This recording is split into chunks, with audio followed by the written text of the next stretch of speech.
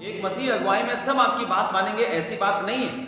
पर यीशु ने एक बात और कही थी, आपको याद होगा, यूहन्ना 13 उसका 18 वचन, वहां पर लिखा है, मैं तुम सब के विषय में नहीं कहता जिन्हें मैंने चुन लिया है, उन्हें मैं जानता हूं, परंतु यह इसलिए है कि पवित्र शास्त्र का यह वचन पूरा हो, जो मेरी रोटी खाता है उसने मुझ पर लात उठाई। जो मेरी रोटी खाता है उसने मुझ पर क्या उठाई? लात उठाई। ये मसीही अगुवाई की कड़वी सच्चाई है। ये मसीही अगुवाई की कड़वी सच्चाई है मेरे प्रियो। सबके सब चेले आपकी बात नहीं सुनेंगे, सबके सब जो झुंड में हो आपकी बात नहीं सुनेंगे, लेकिन आपने जिनके लिए पसीना बहाया, खून बहाया, प्रार्थना में घुटने तोड़े, आपने सब कुछ किया, एक दिन वो व्यक्ति लात उठा सकता है आपके विरुद्ध में।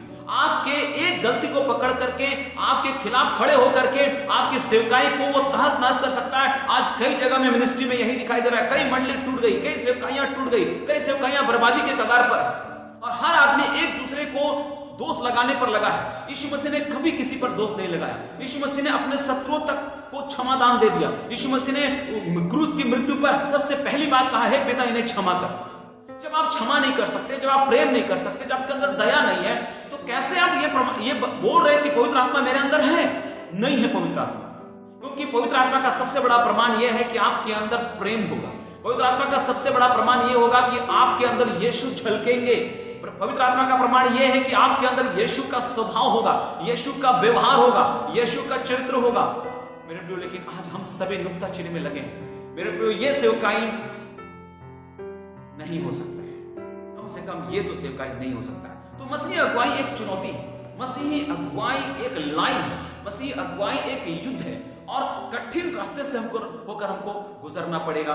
और मूसा गुजरे, एलिया गुजरा, यीशु मसीह भी गुजरा, और हर जितने अगुवे के बारे में अगर आप अध्ययन करोगे, एक अगुवा अगर महान हुआ है, एक अगुवा अगर एक बड़ा नाम पाया है, तो उसके पीछे उसने एक कठिन रास्ते को पार किया है, तब हुआ है। मेरे प्रियो, मैं आप सभी लोगों को उत्साहित करता हूं, हम सभी लोग अगुवे हैं। जितने आप मुझे देख रहे हैं, आप सभी कहीं ना कहीं अगुवे हैं। शायद कोई एक कलीसिया का अगुवा हो सकता है, शायद एक आराधना का अगुवा हो सकता है, शायद कोई एक परिवार का अगुवा हो सकता है, शायद कोई एक समाज का अगुवा हो सकता है, शायद एक राजनीतिक सफर का अगुवा हो सकता है।